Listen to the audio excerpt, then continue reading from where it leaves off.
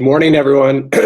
Welcome to the TDS Telecom Hayden Chamber Virtual Business and Breakfast. I'm Kyle Rutley, the owner and operator of Wake Media CDA, and on behalf also an ambassador of the Hayden Chamber of Commerce.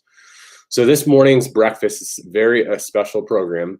We're focusing on nonprofits that, as you know, many of our nonprofit organizations have been especially challenged during these last few months. And we wanted to make some time this morning to really highlight 4 nonprofit organizations in our area and let them share in their own words their vision, mission, and their heart for their work. So one of those nonprofits we'll be highlighting today is One More Time. Tiffany Walker.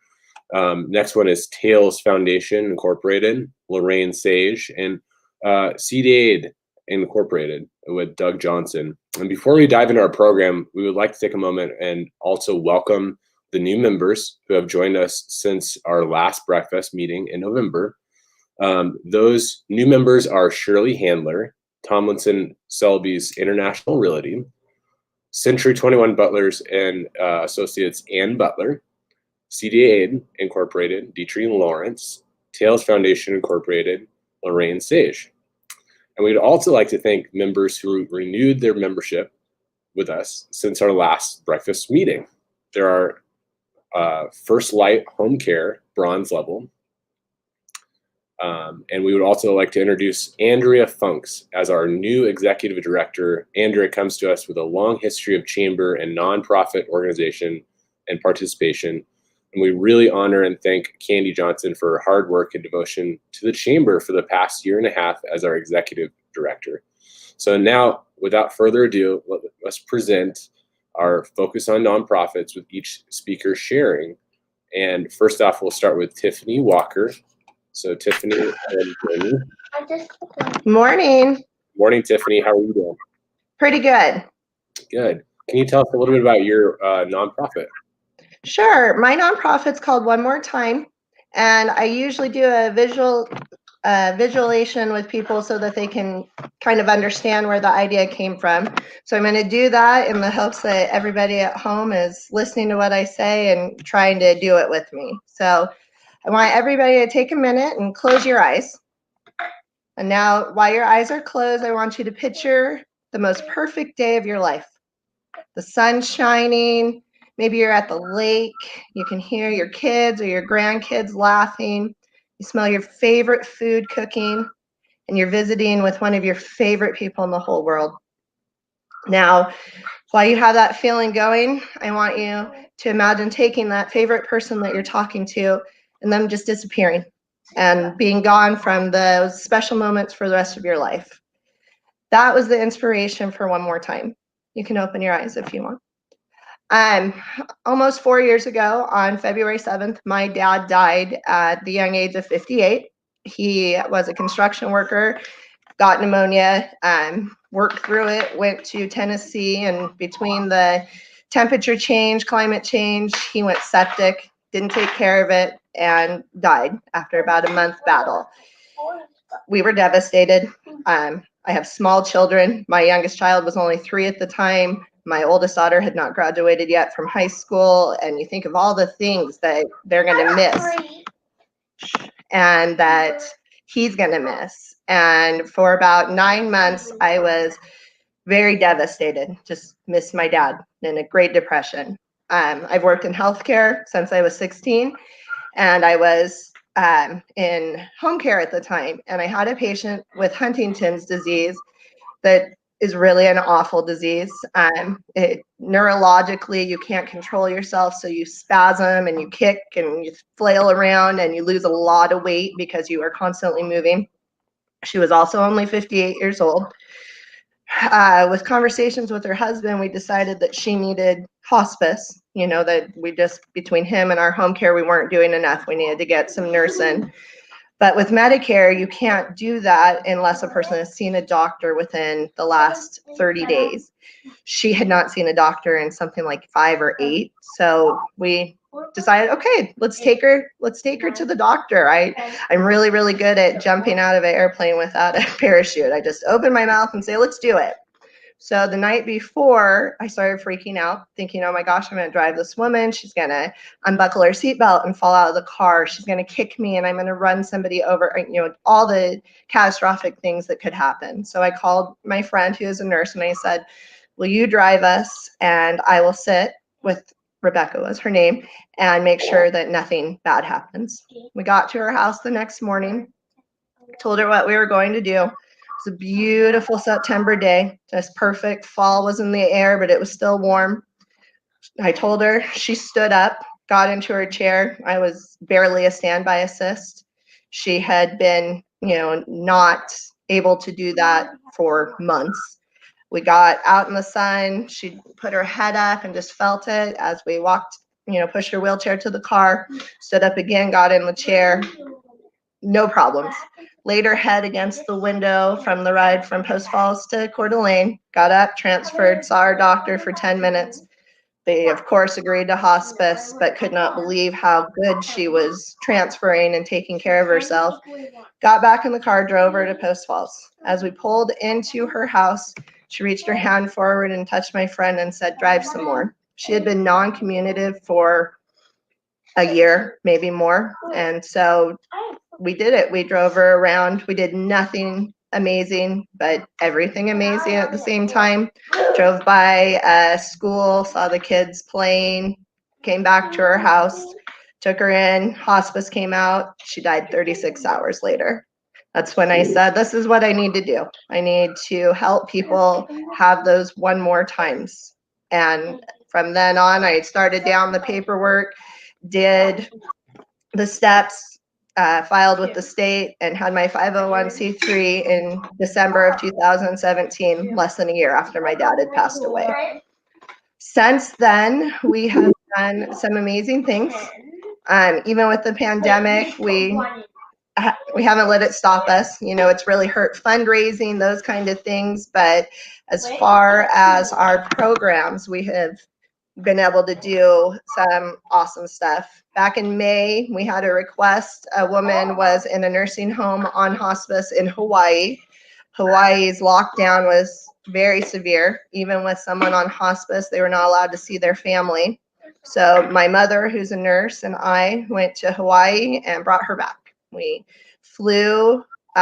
She then had to ride in an ambulance from Seattle back to Coeur d'Alene, but she was able to be here for 28 days, saw all of her grandchildren because they flew into Idaho, and saw her at her daughter's house before she passed away.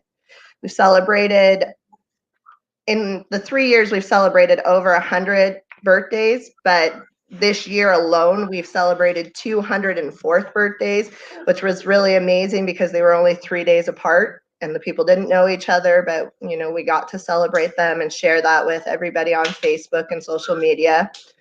We've been really working on a legacy program, and we've got to do some amazing interviews and hope to really spread that. I asked the same, I think it's about 20 questions, but of everybody, and I just start down the list, and it's really simple things like, where did your parents get your name? Who was your best friend in high school? Favorite family vacation? And it's crazy how different the answers are. So I'm excited to see how that, unfolds with even more people. So with closing, I want you guys to, again, close your eyes. And I want you to go back to the way you felt on that amazing day before I took the person out, and just how wonderful it felt and how amazing you feel in your heart. And I want you to realize that when you help one more time, you're giving that feeling that you have right now to someone else. And there's nothing like it in the whole world. Thank you guys for your time this morning. Really appreciate that. That was a great analogy, and look forward to working with you in the future. Thanks, Kyle.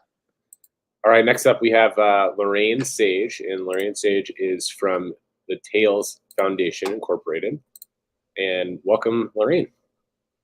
Hi, thank you. I appreciate it. I'm excited to be part of the chamber. So Tales Foundation, we founded this organization just because there's so many temporary financial hardships with people. And I want to make sure that people keep their pets in their households. I worked with an animal shelter and humane society and a veterinarian, and I saw several gaps in the programs out there. So I'm closing the gaps. We want to keep the pets in their homes so they're not given up to overrun shelters or abandoned because of temporary financial hardships. So that's kind of how Tails Foundation came to be. We've got lots of different programs to help people. Like Rainbow Tails is our end of life program. We help senior and terminally ill pets cross the Rainbow Bridge so they don't have to suffer. We have Food for Tails. It's a pet food pantry.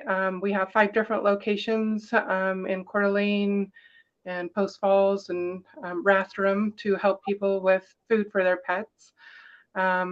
We're expanding right now Tails for Life, which is one of our goals for next year. We want to start providing vouchers for spay and neuter programs just to help the overpopulation, pet homelessness, and then just promote the overall health and well-being of all animals.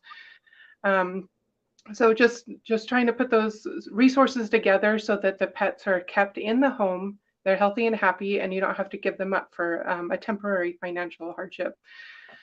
We also have different things like we're working on a pet business directory. So anything and everything that you need for your pet. So if you need a groomer, a veterinarian, a pet retail store, you can find whatever you need on there. So it's all gathered in one place. Right now it's kind of spread all out throughout the community. So we're pulling it all in together. We also have a where you can find parks online, dog parks, and then you can also find events that you can go to with your pet in the community. So there's lots of different services that we implement, and we're expanding constantly. Right now, we're really focusing on seniors and veterans because pets are so important for the overall health and well-being of those individuals, having companionship and just somebody to live for, basically. So anything and everything that we can do for these people and their pets, we are putting programs together for those. We also, in the future, we're hoping to have a mobile veterinary center so that we can reach those families that can't come in for veterinary services and that are not affordable. So we're always looking for affordable options. Again, we're trying to expand that Tails for Life program. Emergency medical, we get calls all the time to help with spay and neuter. We get calls all the time to help with different issues. People, especially in this time when we have the COVID shutdowns and people don't have the finances that they need, veterinarians can be super expensive. So just trying to help out with natural remedies and to get them through for easy things and then help them out financially through veterinary centers. That's kind of our goal. And I guess that's about it. So if you'd like to find out more information, you just go to tailsfoundationinc.com. There's lots of different links there if you need help. There's links if you want to see services and other programs in the area. And right now we're serving just Kootenai County, but we do have some things out in Spokane.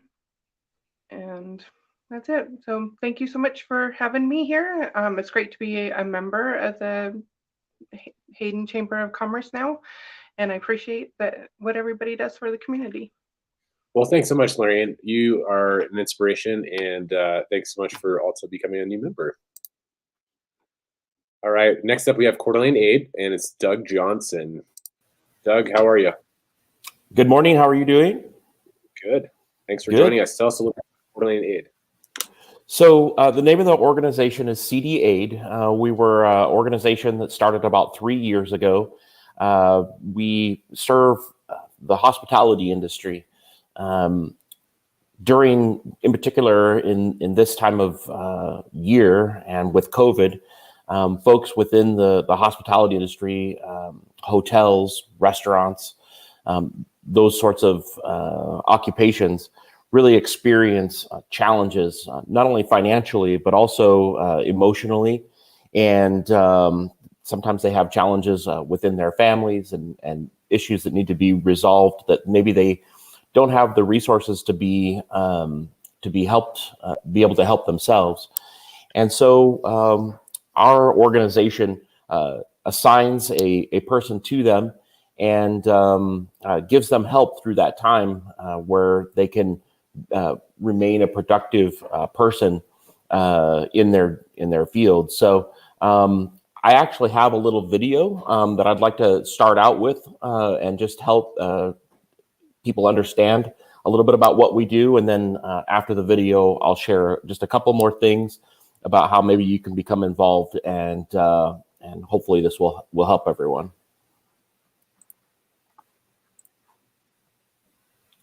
Get this shared screen down right.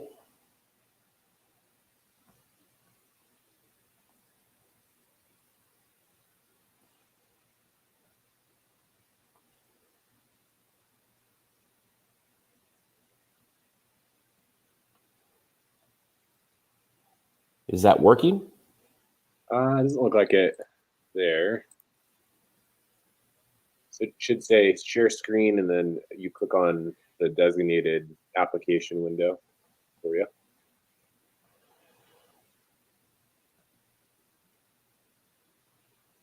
Okay.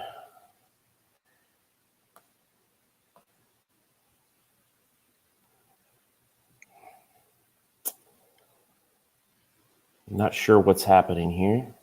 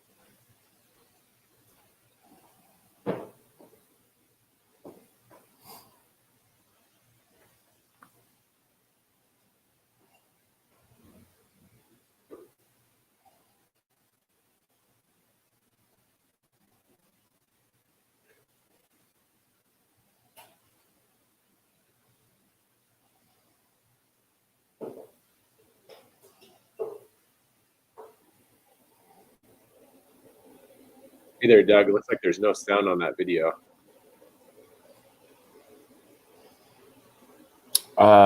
So it's been going that long with no sound? Yeah. Yep.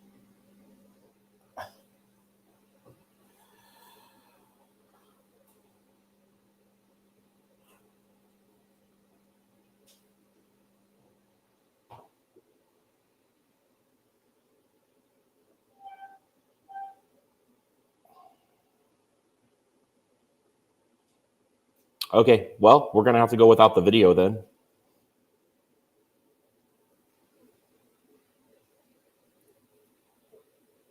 So that's quite compelling. It looks like we got a few comments in there that said, "Now I want pizza, Doug."